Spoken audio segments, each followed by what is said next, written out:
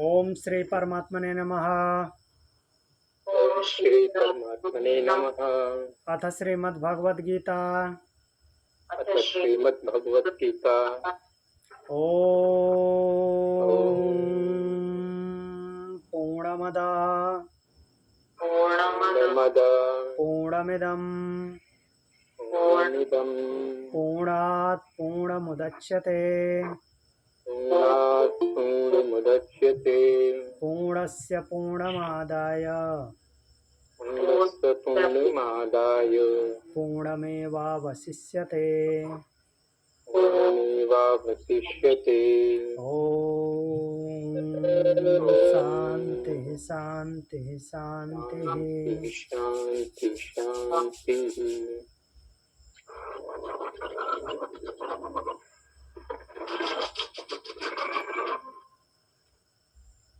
पिछले पिछले क्लास में चतुर्थ अध्याय के 3 श्लोक हमने देखे थे।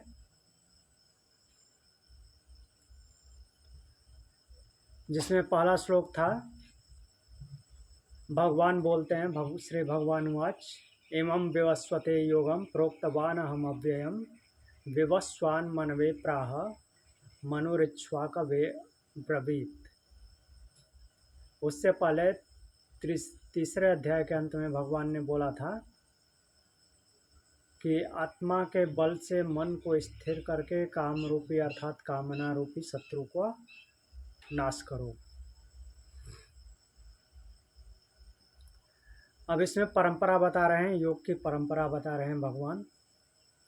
क्या बोल रहे हैं कि इमं विवस्वते योगम प्रोक्तवान हम अव्ययम। मैंने इस अव्यय जो कि व्यय नहीं होता अर्थात अविनाशी योग को विवस्वान से कहा था। विवस्वान कौन है? सूर्य। विवस्वान मनवे प्राह, विवस्वान ने मनु से कहा और मनु इच्छवाकवे ब्रवीत, मनु ने इच्छवाकु को बताया। फिर इसके आगे दूसरे श्लोक में बोले हैं एवं परंपरा प्राप्तम एवं राजर्षयो विदुः स काले नेह महता योगो नष्टः परंतप।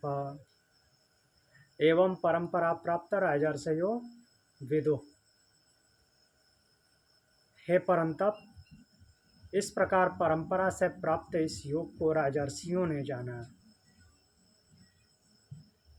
राजर्षि अर्थात जो ऋषि के रूप में है, राज कार्य भी देखते हैं,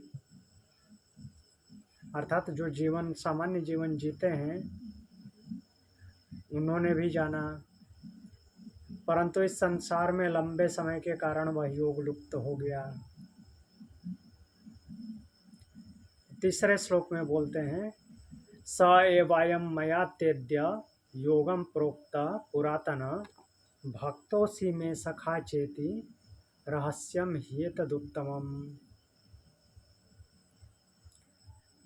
तो इस श्लोक में भगवान बताते हैं कि वही यह प्राचीन योग जिसको कि मैंने विवस्वान को बताया था, विवस्वान अर्थात सूर्य को बताया था। सूर्य ने अपने पुत्र मनु को बताया, मनु ने अपने पुत्र इक्ष्वाकु को बताया और उस परंपरा से प्राप्त इस योग को राजर्षियों ने जाना। तो वही योग, कोई नया योग नहीं, वही योग जो प्राचीन काल में था उसी को मैंने तुमसे कहा है। तुम मेरे भक्त और सखा हो और यह जो योग है निश्चय ही अत्यंत उत्तम रहस्य है जिसको मैंने तुम्हें बताया है, जो कि प्राचीन काल से है। अब इससे आगे हम आज बढ़ते हैं चौथे श्लोक में। तो तीसरे श्लोक में भगवान ने अर्जुन को बताया कि वही प्राचीन सनातन योग आज वे उसको बताए हैं, क्योंकि वह उनके भक्त और सखा हैं, अर्थात जो क्लोज हो उससे बताना चाहिए। सीधे सीधे बातें ही बनती है, किसी को भी ये नहीं बताते चलना चाहिए। तो अब यहाँ पे प्रश्न बनता है कि यदि योग बहुत प्राचीन है और भगवान ने इसे सूर्य देव अर्थात विवस्वान को बताया था, तो भगवान का जन्म तो अभी हुआ है, अर्थात यहाँ पे भगवान कृष्ण के बारे में बात हो रही है।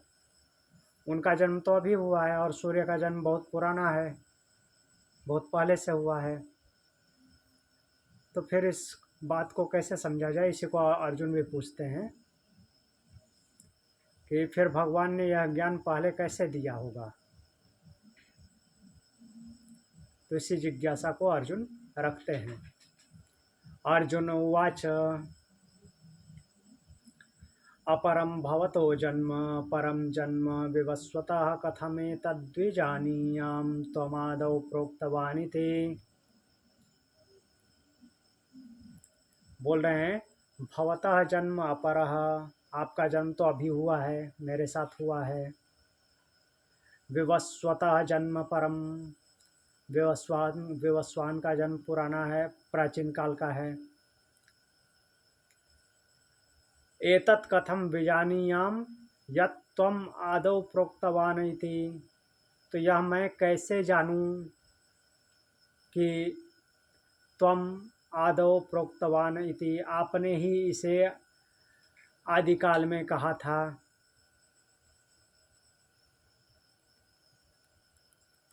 अपरम भवतो जन्म, अर्जुन कहते हैं कि आपका जन्म बाद में हुआ है, अपर है, पर नहीं है, अपर है उनके, अर्जुन की नज़रों में। यहाँ अर्जुन भगवान को एक मानवीय रूप में देख रहे हैं और उसी दृष्टि से प्रश्न कर रहे हैं। परम जन्म विवस्वतः, विवस्वान का जन्म तो पहले हुआ है, सूर्य का जन्म पुराना है। तो सूर्य प्राचीन है और आपका जन्म भी हुआ है। कथम एतद्विजानीयाम, मैं इसे कैसे समझूं। तो ये स्वीकार करने में तो आ नहीं रहा है। आप बोल रहे हैं कि मैंने ही आदिकाल में, मीन्स प्राचीन काल में सूर्य को इसे विवस्वान को दिया था, आपका जन्म अभी हुआ है। तो माधव प्रोक्तवानी थी, तो मैं कैसे जानूं कि आपने ही प्रारंभ में यह कहा था, यह कैसे संभव हो सकता है। तो यह श्लोक जो है एक सत्य सिखाता है। श्रद्धा के साथ तर्क भी आवश्यक है। केवल ऐसे श्रद्धा से समर्पित होकर के जो कुछ भी बोलते जाएं, केवल सुनते नहीं जाना है, पूछना भी है। अंधविश्वासी नहीं बनना है और केवल तर्क भी नहीं करना है, दोनों में संतुलन रखना है। तो यहाँ यही पता चलता है कि अर्जुन केवल भक्त नहीं, वे जिज्ञासु हैं, तर्क करते हैं और सत्य को समझना चाहते हैं। इस श्लोक सिखाता है कि प्रश्न करना गलत नहीं है, प्रश्न करना चाहिए। सही प्रश्न सही ज्ञान की ओर ले जाता है। प्रश्न विनम्रता से और सत्य की खोज में किया जाए तो वह साधना बन जाता है। अब अगले श्लोक पे बढ़ते हैं। पिछले श्लोक में अर्जुन ने प्रश्न किया था, आपका जन्म बाद में हुआ, सूर्य का जन्म पुराना है, तो आपने उन्हें प्रारंभ में यह योग कैसे सिखाया। तो यह प्रश्न जो है कालक्रम का नहीं बल्कि भगवान के दिव्य स्वरूप और अवतार तत्व का है, अर्थात बार बार आने जाने का। अब यहाँ पे प्रश्न बनता है कि क्या भगवान भी मनुष्य की तरह जन्म में सीमित हैं और आते जाते हैं तो मनुष्य की तरह जन्म लेते हैं, या उनका अस्तित्व काल से परे है। तो इसका ही उत्तर मिलेगा। भगवान बोलते हैं, बहूनि मे व्यतीतानि जन्मानि तव चार्जुन तान्यहं वेद सर्वाणि न त्वं वेत्थ परन्तप। बोलते हैं कि हे परंतप,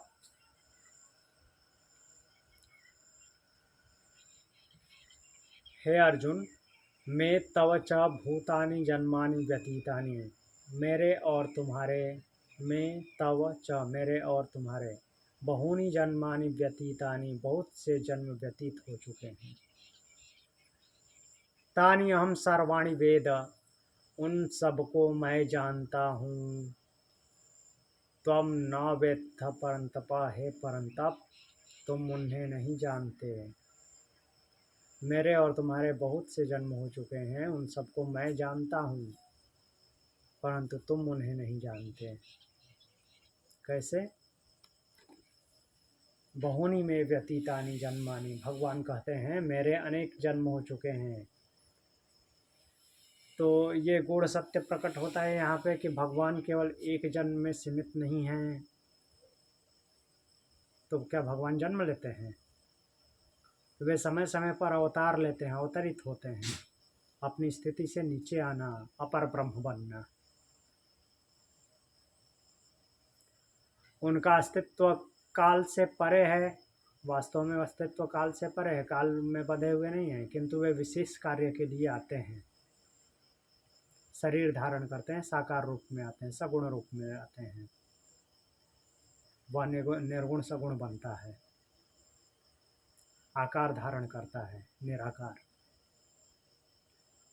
तब अच्छा अर्जुन फिर बोल रहे हैं कि तुम्हारे भी बहुत से जन्म हुए हैं। यहाँ भगवान यह स्पष्ट करते हैं कि प्रत्येक जीव का पुनर्जन्म सत्य है। पुनर्जन्म की अवधारणा को पुष्ट करता है यह श्लोक। तान्यहम वेद सर्वाणि, मैं उन सभी जन्मों को जानता हूँ। तो यहाँ पे भगवान की सर्वज्ञता प्रकट होती है। तो उन्हें अतीत, वर्तमान और भविष्य इन सबका ज्ञान है। वे कभी विस्मृत नहीं होते, भ्रमित नहीं होते। न त्वं वेत्थ परंतप, परंतु बोलते हैं परंतप तुम उन्हें नहीं जानते। अर्जुन से बोलते हैं कि हे परंतप तुम उन्हें नहीं जानते। तो यहाँ पे भगवान की सर्वज्ञता और जीव की सीमितता, लिमिटनेस को दर्शाया गया है। जीव जो है लिमिटेड होता है, लिमिट में होता है, इसलिए उसको नहीं पता। मनुष्य अपने पूर्व जन्मों को भूल जाता है क्योंकि उसकी स्मृति सीमित है।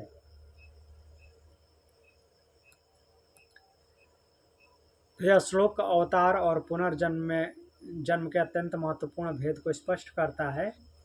भगवान का जन्म अर्थात अवतार स्वेच्छा से होता है, जबकि जीव का जन्म जो कि पुनर्जन्म है कर्म के कारण होता है। वो जो है अवतरित होता है इस विशेष कार्य के लिए, और जीव का जन्म उसके कर्मों के अनुसार होता है। तो यह श्लोक हमें यह अनुभूति कराता है कि हम एक सीमित दृष्टि से जीवन को देखते हैं, परंतु ईश्वर हमारी पूरी यात्रा को जानता है। आगे बढ़ते हैं 6ठे श्लोक पे। तो पिछले श्लोक में भगवान ने बताया मेरे और तुम्हारे अनेक जन्म हो चुके हैं, उन सभी को जानता हूँ, पर तुम नहीं जानते। तो यहाँ पे गहन प्रश्न उत्पन्न होता है कि यदि भगवान के भी अनेक जन्म हैं तो क्या वे भी मनुष्य की तरह जन्म मरण के बंधन में आते हैं? जन्म हुआ, मृत्यु हुई, फिर जन्म हुआ, मृत्यु हुई, क्या ऐसा ही होता है भगवान का भी? क्या उनका जन्म भी कर्म बंधन का परिणाम है, या उसमें कोई और दिव्यता है?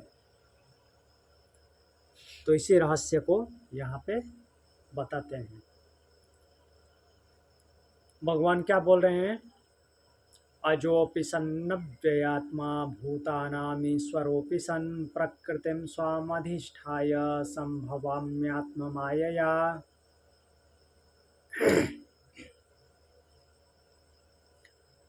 बोलते हैं अजः अपि सन् अव्ययात्मा भूतानाम ईश्वरः अपि सन्।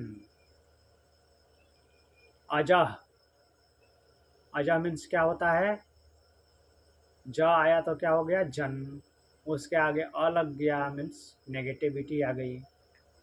अजः, अजन्मा, जन्म रहित अपि सन अव्ययात्मा भूतानाम ईश्वरोऽपि सन। जन्म रहित और अविनाशी अव्यय आत्मा होते हुए भी, जिसका कभी नाश नहीं होता, ऐसा होते हुए, तथा भूतानाम ईश्वरः अपि सन, समस्त प्राणियों का ईश्वर होते हुए भी, स्वाम प्रकृतिम अधिष्ठाय आत्ममायया संभवामि, अपनी ही प्रकृति को अधीन करके अपनी योग माया से प्रकट होता हूँ। देखिए, बहुत रहस्यमयी बात बोले हैं।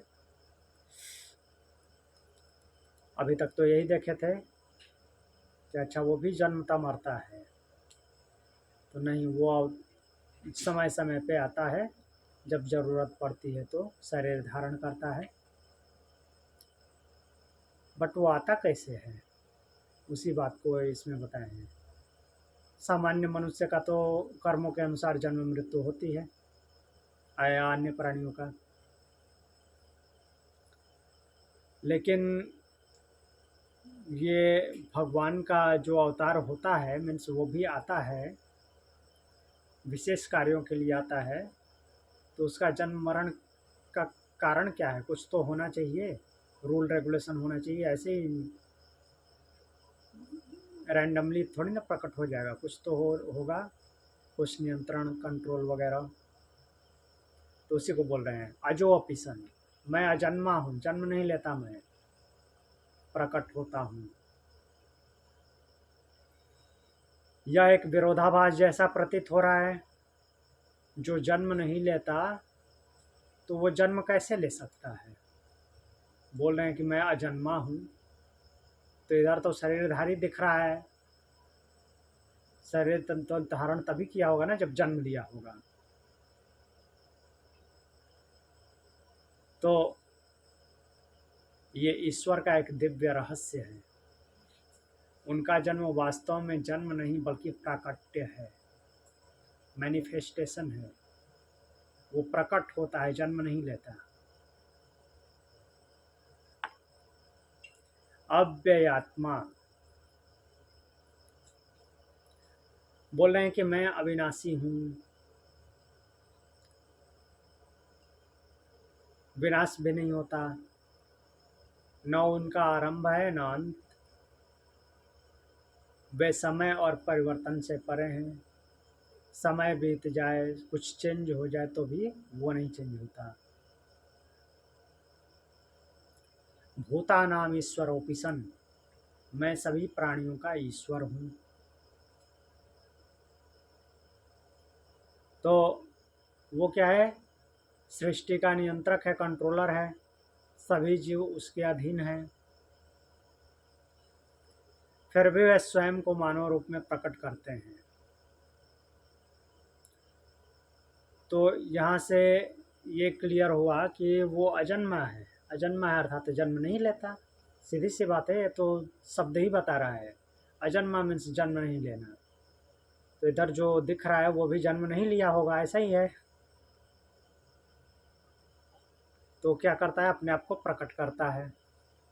कैसे? तो ऐसा चौपाई तुलसीदास के रामचरितमानस में भी है। जब राम जन्म का मीन्स राम के प्राकट्य के बारे में वर्णन करते हैं, भय प्रकट कृपाला दीन दयाला कौशल्या हितकारी। तो वहाँ भाई प्रकट की बात कर रहे हैं, जन्म की बात नहीं कर रहे हैं। तो अब भगवान यहाँ पे भी बोल रहे हैं कि वो अजन्मा है, तो फिर ये प्रकट होना कैसा है? कैसे ये शरीर धारण होता है? तो बोल रहे हैं प्रकृतिम स्वामधिष्ठाय, अपनी प्रकृति को अधीन करके। प्रकृति उसी की है। प्रकृति वैसे है अलग, बट प्रकाश तो परमात्मा का ही है, उसी से सब कुछ संचालित हो रहा है। तो अधिष्ठान किसका है? यहाँ पे अधिष्ठान शब्द आया है, एक और जगह अधिष्ठान आएगा। प्रकृतिम स्वाम अधिष्ठाय, अपनी प्रकृति को अधिष्ठान अपने अधीन करके। तो जीव और प्रकृति के अधीन, जीव क्या होता है? प्रकृति के अधीन होता है, और परमात्मा क्या होता है? प्रकृति का अधिष्ठाता है। प्रकृति जो है वो उसके अधीन है, वो प्रकृति के अधीन नहीं है। उसका प्रकाश हटा तो प्रकृति शून्य, तो इसलिए वो अधिष्ठाता है। जबकि जीव क्या है? प्रकृति का पार्ट है, तो वो प्रकृति के अधीन है। सब कुछ उसको रिक्वायरमेंट चाहिए प्रकृति से। अगर प्रकृति उसके रिक्वायरमेंट फुलफिल करना बंद कर दें, उसी समय वो ख़त्म हो जाएगा। तो जीव प्रकृति के अधीन होता है, परंतु ईश्वर प्रकृति को अधीन करके रखता है, और वे प्रकृति का स्वामी होता है, दास नहीं। संभवायात्म मायया, क्या बोल रहे हैं?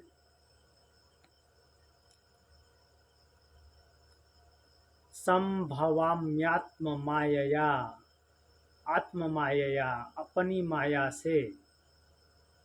संभवायाम, संभवाम्या, संभवामी मीन्स संभव होता हूँ, प्रकट होता हूँ।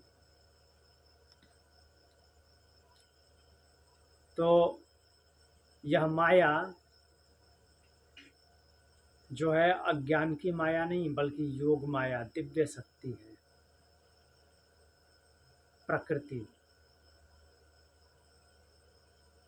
तो बोल रहे हैं कि अपनी माया से प्रकट होता हूँ, प्रकृति को अधीन करके। मीन्स किसी को पता नहीं चलता कि वो प्रकट हुआ, बट होता वैसे ही है। तो इससे वे स्वयं को सीमित रूप में प्रकट करते हैं, परंतु वास्तव में असीम रहते हैं।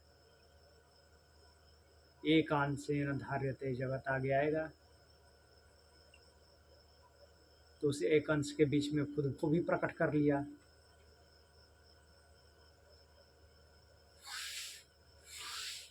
तो यह श्लोक एक अत्यंत अद्भुत सत्य प्रकट करता है कि ईश्वर का अवतार जन्म नहीं, बल्कि स्वेच्छा से किया गया प्राकट्य है, अपने आप को प्रकट करता है। जब वो अवतार लेते हैं तो हमें मार्ग दिखाने आते हैं, धर्म स्थापना करते हैं और जीवों को जागृत करते हैं।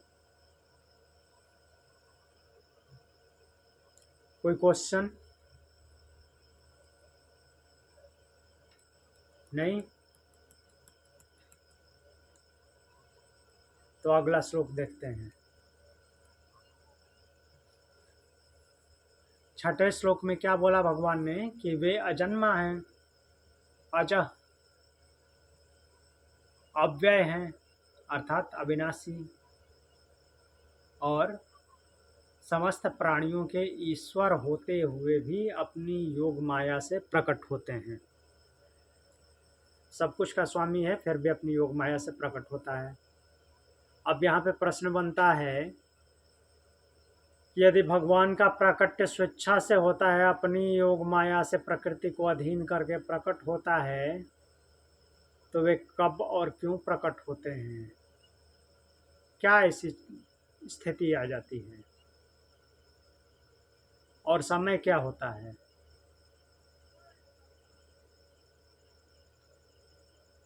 तो क्या उनका अवतार किसी नियम के अधीन है? कुछ रेगुलेशन है, उस पे चलता है कि इतने दिन में प्रकट होना है, या यह केवल लीला है? तो बताते हैं कि कब प्रकट होता है। यदा यदा हि धर्मस्य ग्लानिर्भवति भारत, अभ्युत्थानम् अधर्मस्य तदात्मानं सृजाम्यहम्।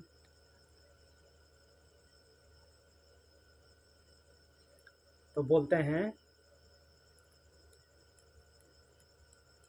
हे भारत, यदा यदा धर्मस्य ग्लानिः भवति,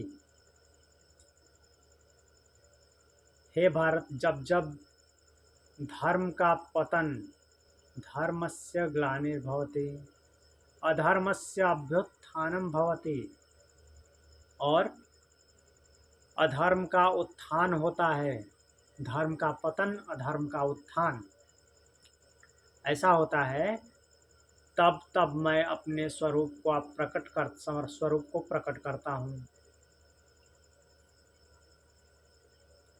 देखते हैं इसको डिटेल में। यदा यदा, जब जब, यह केवल एक बार की घटना नहीं है, तो यह एक नियम है और सार्वकालिक सत्य है कि जहाँ जहाँ जब जब आवश्यकता होगी वहाँ वहाँ वो प्रकट होगा।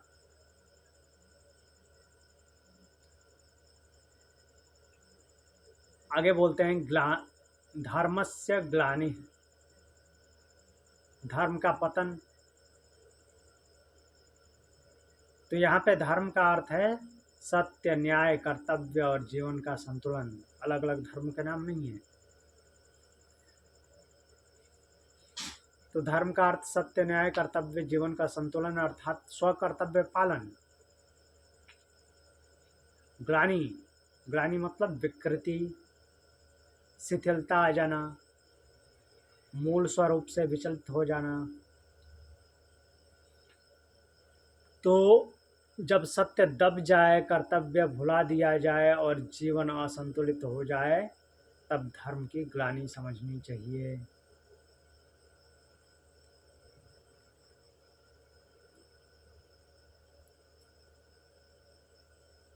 अब अगला शब्द है अभ्युत्थानम अधर्मस्य, अधर्म का उत्थान। तो अधर्म का जब उत्थान होता है, तब जब अन्याय सामान्य बन जाए, जब स्वार्थ सर्वोपरि हो जाए, तब असत्य को ही सत्य माना जाने लगे। जब असत्य को सत्य माना जाने लगे, असत्य ही सत्य जैसा लगने लगे, तो यह केवल बाहरी संसार की बात नहीं है, बल्कि मनुष्य के भीतर भी होता है। मनुष्य के भीतर ही तो सबसे पहले कल्पना उत्पन्न होती है, उसके बाद वो बाहर अप्लाई होता है।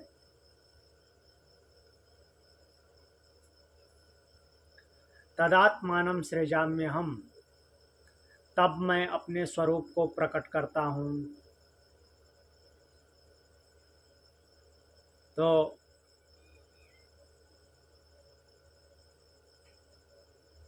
यहाँ पे सृजामी का जो अर्थ है वो सामान्य जन्म नहीं है। क्या है वो? दिव्य प्राकट्य है।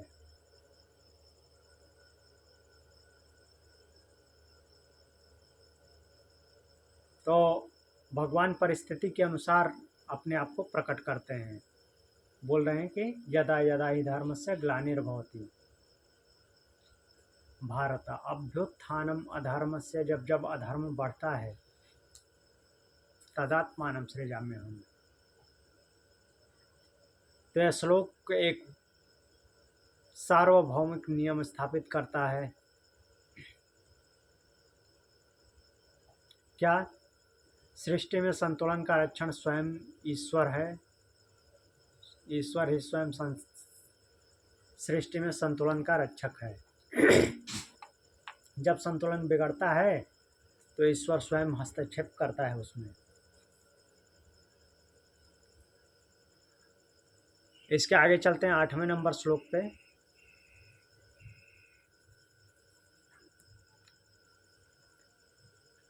सातवें नंबर श्लोक में भगवान ने बताया कि जब जब धर्म का पतन होता है और अधर्म का उत्थान होता है, तब वे स्वयं प्रकट होते हैं। तो अब यहाँ पे प्रश्न बनता है कि जब भगवान अवतार लेते हैं तो वे क्या करते हैं?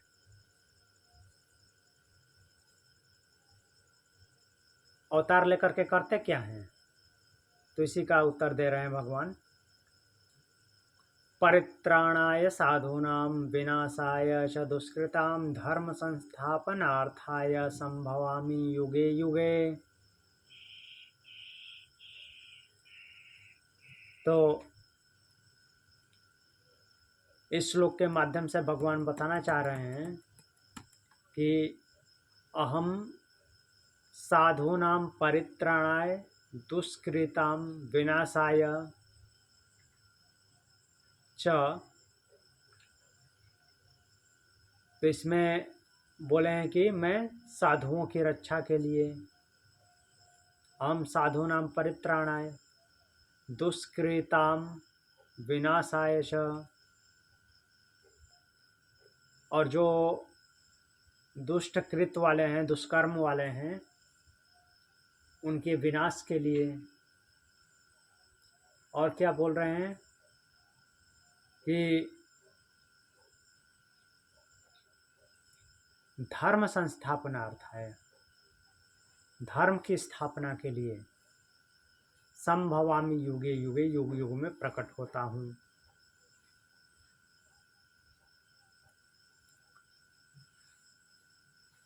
तो यहाँ पे परित्राणाय साधु नाम जो बोले हैं, साधुओं की रक्षा के लिए। साधु का अर्थ केवल सन्यासी नहीं, जो कोई भी जो सत्यनिष्ठ हो, धर्मनिष्ठ हो और सदाचारी हो, उन सब की बात बोलते हैं। साधु वो सब हैं।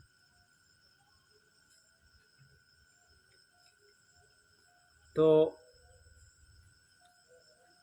भगवान ऐसे लोगों की रक्षा करते हैं क्योंकि वे धर्म के आधार हैं। विनाशाय च दुष्कृताम, दुष्टों के विनाश के लिए। तो दुष्कृत, दुष्कृत का अर्थ है जो बुरे कर्म करता है। तो यहाँ विनाश का अर्थ केवल शारीरिक विनाश की बात नहीं है, बल्कि अधर्म का अंत और अन्याय का पतन है।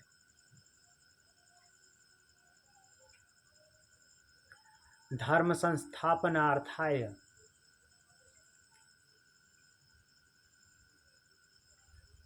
धर्म संस्थापनार्थाय इस माध्यम से बता रहे हैं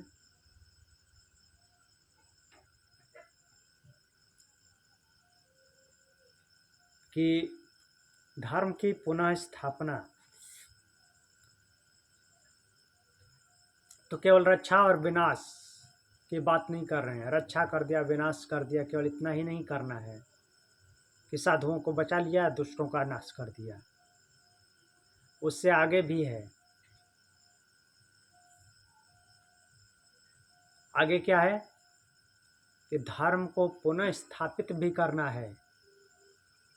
केवल मार दिया, बचा दिया, यही नहीं करना है। धर्म की पुनः स्थापना करनी है। संभवामि युगे युगे, मैं युग युग में प्रकट होता हूँ। तो यह संकेत है कि अवतार कोई एक बार की घटना नहीं है। एक बार हो गया वो परमानेंट रहेगा, चला जाएगा, फिर दोबारा नहीं होगा, ऐसा नहीं है।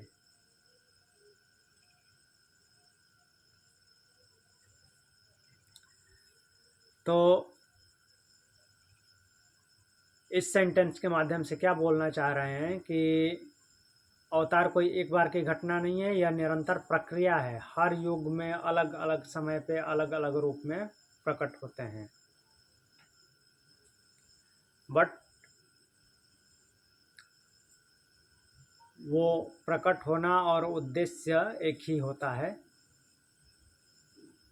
किसी विशेष उद्देश्य के लिए आते हैं।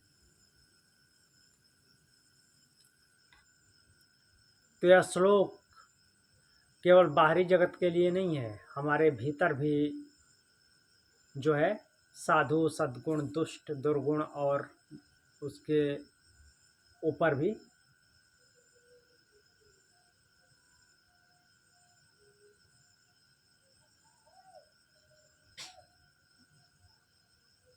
ये होता है। जब हम ईश्वर से जुड़ते हैं, ईश्वर से अपनी कनेक्टिविटी बनाते हैं, तो सद्गुणों की रक्षा होती है और दोषों का विनाश होता है, धर्म की स्थापना होती है। केवल एक्सटर्नली की बात नहीं है, इंटरनली भी ऐसा ही होता है। जैसे ईश्वर से कनेक्शन होता है, अर्थात हम अपने आप को समर्पित करते हैं ईश्वर के प्रति, तो हमारे अंदर से भी दुर्गुण अर्थात बुरी भावनाएं जाती रहती हैं और अच्छी भावनाओं का विकास होता है। तो ऐसा क्या हो गया कि विनाशाय च दुष्कृताम, दुर्गुणों का नाश हुआ और साधुओं की रक्षा अर्थात अच्छे विचारों की रक्षा हुई। आगे एक और श्लोक देखेंगे, श्लोक 9। तो पिछले श्लोक में भगवान ने बोला, अपने अवतार का उद्देश्य प्रकट किया, क्यों क्या करते हैं आकर के, परित्राणाय साधूनाम, साधुओं की रक्षा और दुष्टों का नाश। तीसरा काम क्या, धर्म की स्थापना। तो इसको केवल बाहरी नहीं देखना है, इंटरनली भी देखना है, इंटरनली ही सबसे ज़्यादा देखना है। सद्गुणों की रक्षा हो गई, दुर्गुणों का विनाश हो रहा है और अंतर मन में धर्म स्थापित हो रहा है, मतलब कि ईश्वर अंदर प्रकट हुआ है, अर्थात ईश्वर का प्रभाव, उस आत्म तत्व का प्रभाव है। अगर इसके उल्टा हो रहा है मतलब कि मन इंद्रियां प्रबल हो गई हैं, आत्मा प्रबल है तो सद्गुणों की रक्षा होगी, दुर्गुणों का नाश होगा।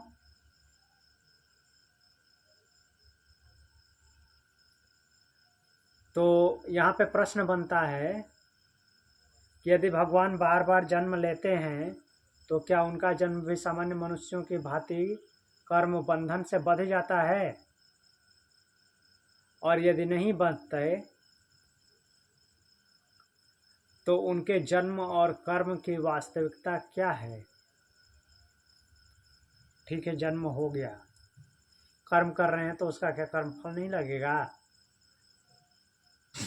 तो उत्तर देते हैं, जन्म कर्म च मे दिव्यम यो वेत्ति तत्वतः त्यक्त्वा देहं पुनर्जन्म नैति मामेति सोऽर्जुन।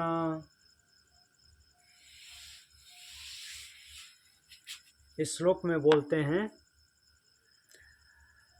जन्म कर्म च मे दिव्यम, हे अर्जुन, यह पुरुषा में दिव्यम जन्म कर्म च एव तत्वतः वेत्ति, जो मनुष्य मेरे दिव्य जन्म और कर्म को तत्व से जान लेता है। तो क्या होता है, सह देहम त्यक्त्वा पुनर्जन्म न एति माम एति।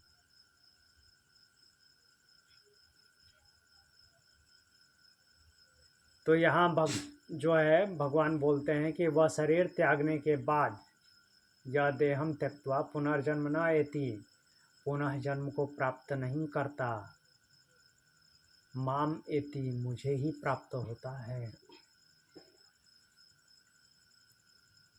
यह श्लोक भगवद गीता का मोक्षदायक सूत्र है, ब्रह्म को प्राप्त करा रहा है। कैसे? तो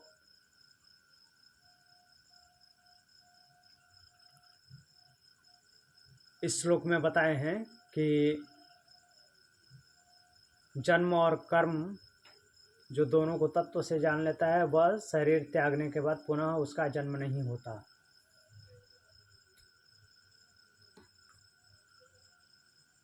तो यहाँ पे भगवान केवल अपने स्वरूप का वर्णन नहीं कर रहे हैं, बल्कि जीव के बंधन और मुक्ति का रहस्य खोल रहे हैं। जन्म कर्म च मे दिव्यम,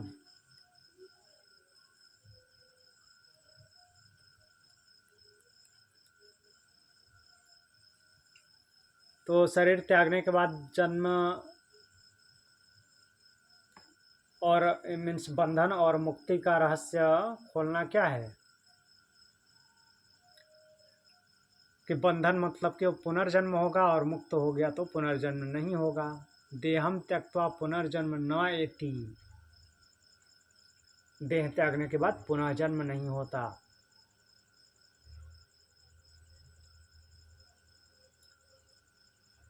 तो इसको डिटेल में देखते हैं। जन्म कर्म च मे दिव्यम। सामान्य जीव का जन्म कर्मों के बंधन से होता है, जैसा कर्म संस्कार बनाए हैं वैसा होता है। अज्ञान और वासनाओं के कारण होता है। वासनाओं मतलब कि इच्छाओं में लिप्त हो जाना, डीपली लिप्त हो जाना।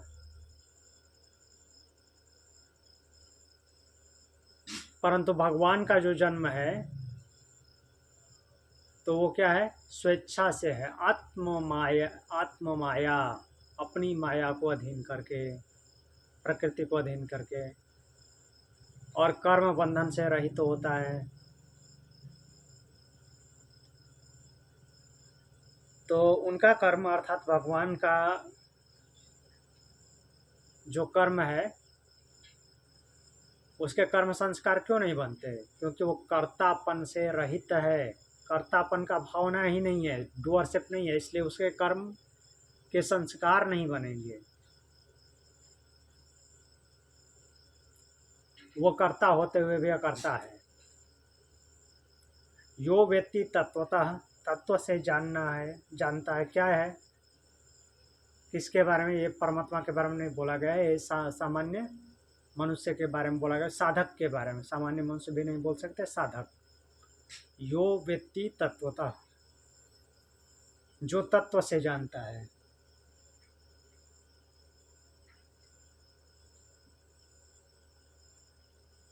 तो उसकी बात बोल रहे हैं।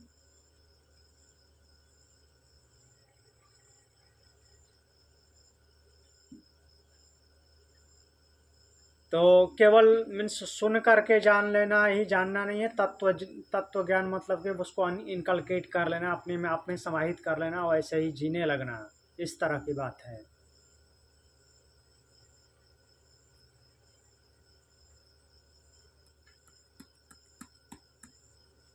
और किसके बारे में? उसके जन्म के बारे में, परमात्मा के जन्म के बारे में और उसके कर्मों के बारे में। तो जो उसको उस तरीके से जानता है वो खुद भी वैसा ही हो जाता है।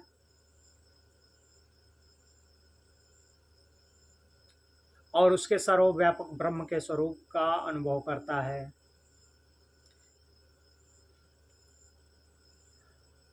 तो यह जो ज्ञान है बौद्धिक नहीं है बल्कि अनुभव पे आधारित है, अनुभूति है। त्यक्त्वा देहम पुनर्जन्म नैति। जब यह तत्व ज्ञान हो जाता है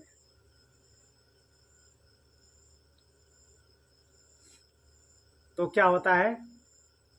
जीव का अज्ञान नष्ट हो जाता है। अज्ञान क्यों नष्ट हो जाता है? क्योंकि वो भी उसको जान करके उसके जैसा ही हो जाता है। और कर्मों का बंधन समाप्त हो जाता है, अर्थात उसमें भी कर्तापन की भावना नहीं रहती। तो कर्मों का बंधन समाप्त। परिणाम स्वरूप क्या होगा? मृत्यु के बाद उसका पुनर्जन्म नहीं होगा, पुनर्जन्म के चक्र से मुक्त हो जाएगा।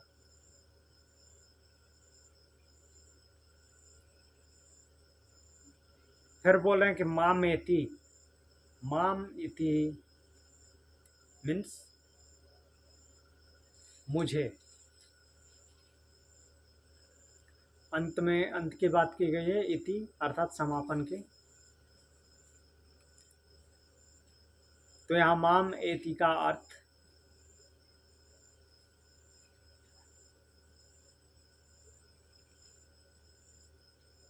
तो मामेति शब्द से तात्पर्य ये है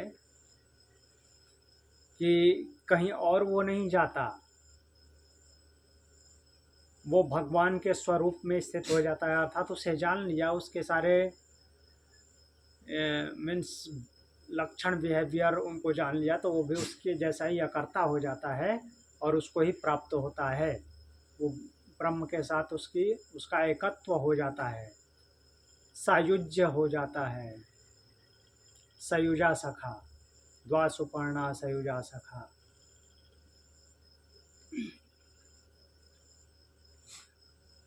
तो उसका एकत्व हो जाता है और उसे अहम ब्रह्मास्मि की अनुभूति होती है।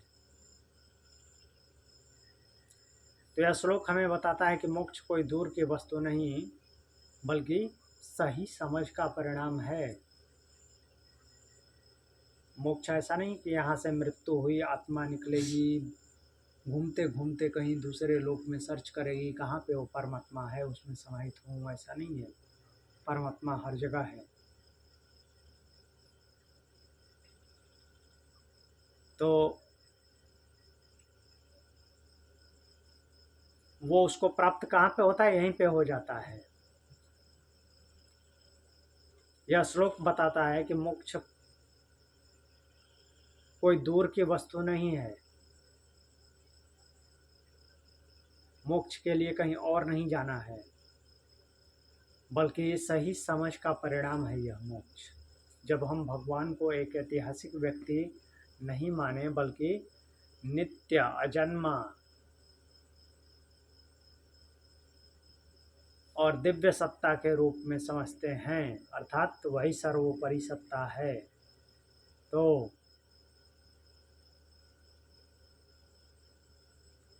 फिर क्या होता है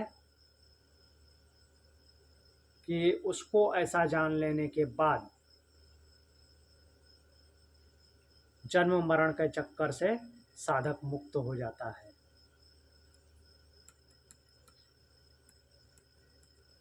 तो एक तरह से यह आमंत्रित भी करता है श्लोक। क्या आमंत्रण करता है कि भगवान को जानो, परमात्मा को जानो और उसको जान करके स्वयं उसको प्राप्त हो जाओ। और जब ये तत्व ज्ञान होता है तो जीवन का हर क्षेत्र कर्म, हर जो कर्म क्षेत्र है उसमें दिव्यता आ जाती है और जन्म का, मृत्यु का जो भय है वो समाप्त हो जाता है और केवल एक ही सत्य रहता है, मामेति, मुझे प्राप्त होता है। मामेति अर्थात वो उसके जैसा ही हो जाता है। तो यहीं पे आज की कक्षा को विराम देंगे। कुछ पूछना है? आंख बंद कर लीजिए, इसका रिवीजन कर लेते हैं 4 नंबर श्लोक से 9 नंबर श्लोक तक।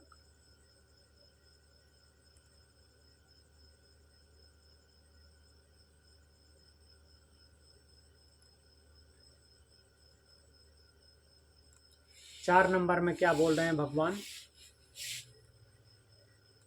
यहीं से भगवान उत्तर देना भी शुरू करते हैं। 4 नंबर में नहीं, 4 नंबर में अर्जुन पूछते हैं। भगवान ने पहले बात बोला है कि मैंने इस ज्ञान को, इस योग को सूर्य को दिया था, विवस्वान को, विवस्वान ने मनु को बताया, मनु ने इक्ष्वाकु को, और परंपरा से राजर्षियों ने जाना।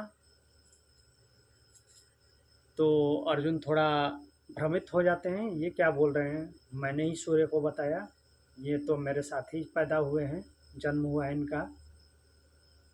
तो बोले अपरम भवतो जन्म परम जन्म विवस्वतः कथमे तद्विजानीयाम तो माधव प्रोक्तवानी थी। आपका जन्म तो अभी हुआ है, विवस्वान का जन्म पुराना है, तो मैं कैसे जानूं कि आपने ही इस योग को सूर्य को दिया था।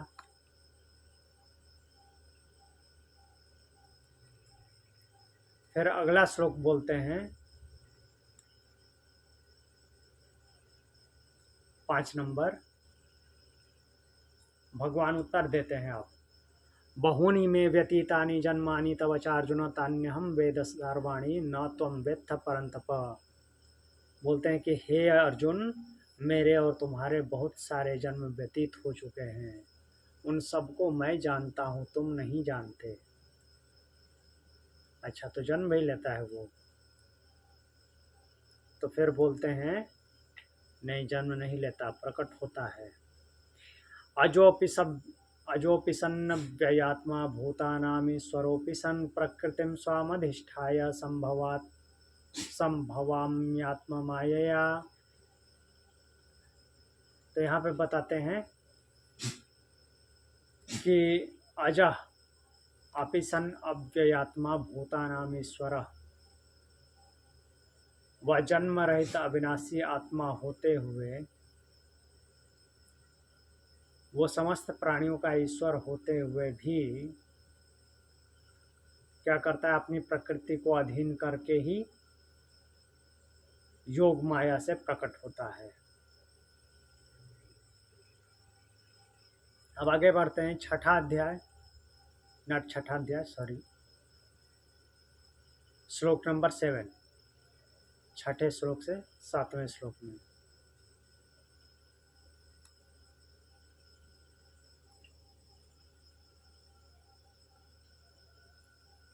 सातवां श्लोक में बोलते हैं, अच्छा उसके आने का पर्पज क्या है। यदा यदा ही धर्मस्य ग्लानिर्भवति भारत अभ्युत्थानम् अधर्मस्य तदात्मानं सृजाम्यहम्। जब जब धर्म की हानि होती है, अधर्म का उत्थान होता है, तब तब मैं अपने आप का सृजन करता हूँ, रचना करता हूँ। फिर अगला श्लोक 8 नंबर बोल रहे हैं, परित्राणाय साधूनां विनाशाय च दुष्कृतां धर्म संस्थापनार्थाय संभवामि युगे युगे। साधुजनों के परित्राण के लिए, रक्षा के लिए और दुष्टों के विनाश के लिए।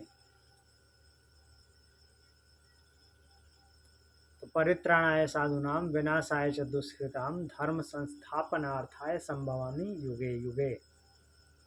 साधुओं की रक्षा, दुष्टों का विनाश के लिए,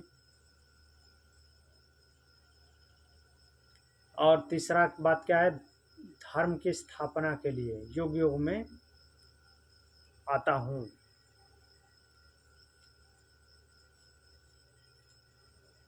अब इससे आगे बढ़ते हैं 9 नंबर श्लोक।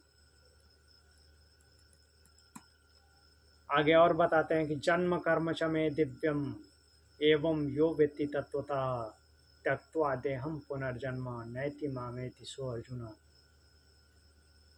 बताते हैं कि जन्म कर्म च मे दिव्यम, मेरे जन्म और कर्म दिव्य हैं।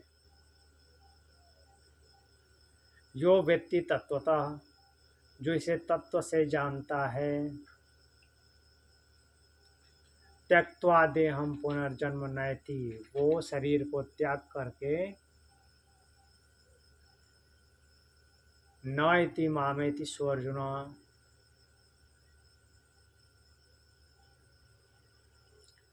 तो बोल रहे हैं कि शरीर त्यागने के बाद क्या होता है, शरीर त्यागने के बाद पुनः जो है वो जन्म को प्राप्त नहीं होता, पुनर्जन्म उसका नहीं होता, मामेति मुझको ही प्राप्त हो जाता है। तो आज के लिए इतना ही। प्रणाम। ओम शांति। अच्छा।